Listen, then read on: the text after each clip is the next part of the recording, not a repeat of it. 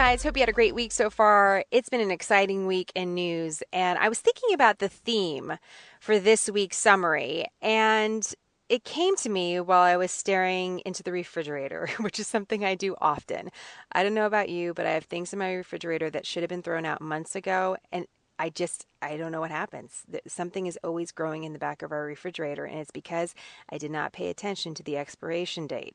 There's my dirty little secret, something to share. But the question that emerged from looking into my refrigerator is this: how do you know when something has truly passed its prime? You know, sometimes it's by date, other times it's by feel, other times it's by smell, but I digress.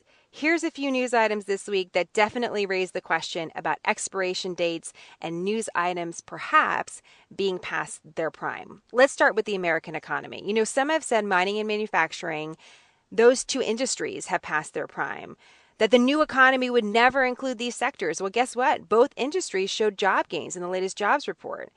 Italy is tackling whether it's outgrown the European Union. Has the EU expired for Italy? That's a huge topic of debate as the country tries to form a new government. Also, EU regulators, in a completely different story, have decided that internet privacy standards have expired. And they force companies to update those policy standards. So if you're getting an email about privacy standards, this is the reason why.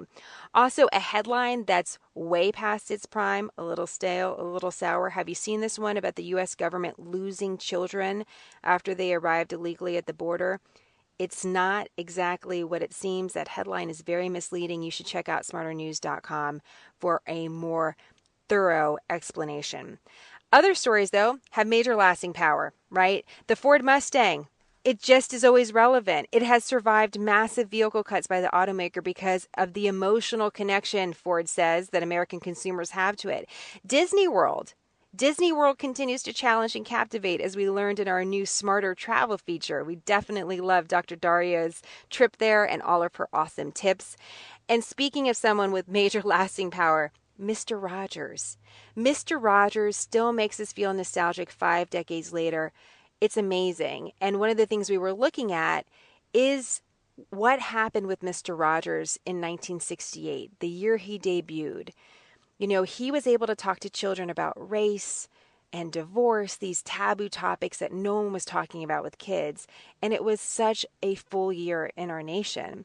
You had the assassination of Martin Luther King Jr., the assassination of Robert Kennedy, the Vietnam War, and also a little bit of a side story. North Korea in 1968 actually captured an American spy ship called the Pueblo, and North Korea interrogated and tortured dozens of American crew members. It all happened in 1 year. And the reason why I'm mentioning that is that when we talk about North Korea now, we have to remember that our tension with that country go back decades. So as of this writing, the White House has announced that the June 12th summit between America and North Korea is happening. The question I'm asking as we bring it all together, is the opportunity for historic change ripe for the taking? Has it passed its prime? Have we delayed it too long? Or is it the perfect moment? We'll be watching for that. By the way, we looked at the meals served during important meetings in American history, and we were inspired because Secretary of State Mike Pompeo tweeted about his meeting with the North Koreans, and he said that they ate cheese and steak and corn. Kind of interesting, right? I'm like, cream corn? Manchego? Like, what are you serving? I want more details. Well, I didn't get it from the State Department this time, but I did find some really awesome meals that were served at very important times in American history, and you can see those at smarternews.com. I think it's a new obsession, and maybe it will help me cook more, which would actually make my refrigerator cleaner. You see how it all works together? It's amazing.